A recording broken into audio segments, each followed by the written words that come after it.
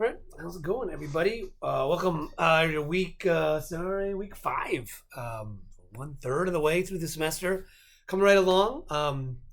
This week we're learning sort of the second half of Christianity. We looked at the origins last week. Really good job on the gospel projects. Yeah, that whole sort of one of the intentions of that was to get familiar with like texts, how to start reading the primary sources and start to sort of interpreting them. And I really liked, the idea of taking an event and seeing how the similarities and differences and how it's presented. A lot of people did a good job of writing about how they're a little bit. Some of them were overarching similar, but just like the small little details there. But that's kind of how religion is, right? There's a lot of text and interpretations there of what happened. But so I got all your comments back on the gospel projects. And then this week, just this sort of second phase of Christianity. One, the big thing is this development of Protestantism, which is sort of the third branch, if you will, of Christianity, from Catholicism and Eastern Orthodox.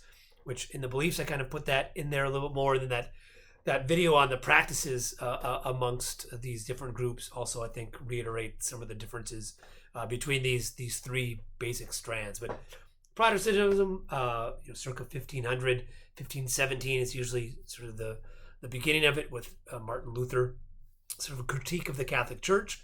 And the big shift of that Protestantism is a shift that faith can be personal, and sort of in Catholicism and Eastern Orthodox, the church is sort of a big player in that, and the sort of hierarchical structures of the church. In context of Catholicism, there's priests and there's popes, whereas in Protestantism you really don't have that. You have pastors, reverends, and it's really much more personal. And sort of the idea of personal faith. Personal faith is a big factor in that, and the Bible is more important than. Scripture is more important than what else, what other things have been written or said. So, that was a big shift. And then from that's really sort of branched out to all different. I mean, there's really I don't think there's a full understanding of how many different denominations there are of Protestantism. Because really, I mean, there's no single structure. There are some that are a little bit larger.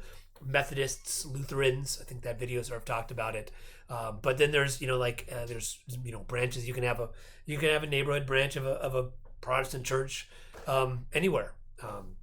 So that was that idea. And then the other point I wanted to kind of talk about is why, again, I sort of started with where this class starts with Abrahamic religions and the idea of this world religion. How do these religions become world religions? And Christianity, I think, is a good example of that sort of model we can use in other contexts of how religions spread. And in this case, Christianity came hand in hand with the age of expansion, Spanish and Portuguese in Central South America, and with them Catholicism. That's why they're very Catholic in those areas. Whereas where more Protestant people went, they brought their religion with them. Protestantism in North America. I gave a lot of links to Protestantism in Hawaii. Right, with the ABCM groups that came out, that these missions were started to spread that as well. So that's the sort of world history. And you see the impact of that, the Protestant regions and the Catholic regions, but they're all Christian. So that's how Christianity became a world religion there. And then I kind of talk about a little bit of practices and beliefs. This idea of predestination is something that comes up.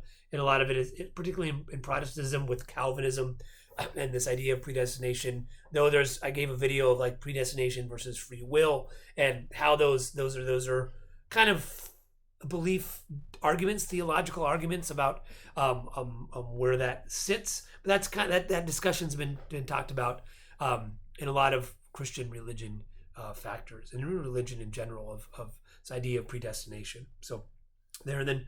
The practices one, I was building, I was trying to kind of like figure out which major Protestant groups I wanted to look at and compare and contrast with Catholic or Orthodox. And I found that video that does it very succinctly in 10 minutes or so, much better than what my PowerPoint was looking like, and putting it all together and figuring out which ones to focus on. So that's why I kind of, somebody already did it. So I think that's a little bit more accessible than what I would have put together. So that's that. Hopefully, that was a little clearer on some of the more kind of a little more focused on particularly Protestant denominations and some of the practices there and what distinguishes them amongst themselves, but also comparing with the other one. So that's all that. The assignment this week for this class, kind of one of the main things I want you to be working out of this final project is to pick an element of religion. Again, I'm leaving this purposely broad.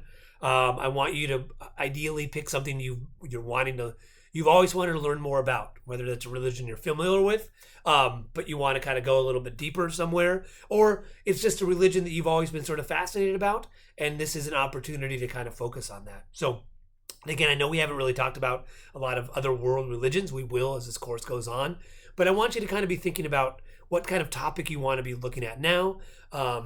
If you decide to change that or refine it, totally fine. We're going to have drafts later on in the class, first drafts and various things. So you can change. I mean, you can refine what your idea now, or if you like, oh wow, that's really interesting, I never knew about that, I want to start something new, totally fine. But I want you to kind of start going through that process of topic research, kind of get those ideas there as we're moving in. So by the end of this week, please pick a topic. Again, this could be a religious figure, could be a specific text that maybe you're interested in. If it's a full like religion, the one thing is I want people to be thinking about what they can manage in a semester too. I mean, I don't think anybody can do an entire project on all of Buddhism or the entire history of Christianity, right? I mean, that's, as you've seen, it took us 2 weeks just to get sort of the fundamental basics. And, I mean, that was, there was a lot of things we could really go deeper into and a lot of elements and facets there.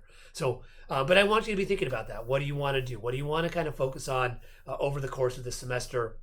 So pick that topic, and then also be thinking about, I want you to find 2 primary sources, like the texts themselves. So similar to the Gospels, right? If you're going to do something with Christianity, I would assume you would use something from the New Testament, or if you're going to do Judaism, I assume like you're going to use something from the Tanakh, right? Those are the major texts, the primary sources, and there are other primary sources out there as well.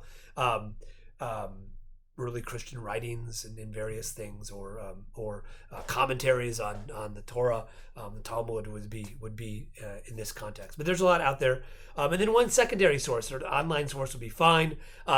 Just something kind of talking about it to give you a little more broader thinking. So that's the assignment for this week. Just again, we've been doing a lot of religion. Now I want you to kind of be thinking about what you want to get out of this class for the next 10 weeks. Great. And if you have any questions about your topics or undecided, that's fine. Feel free to email me, or you can just write about that in your post. Like, I don't really know, but here's the things I'm interested in. I can give you some feedback as well, which I'll do. All right. Great. Have a good rest of your week.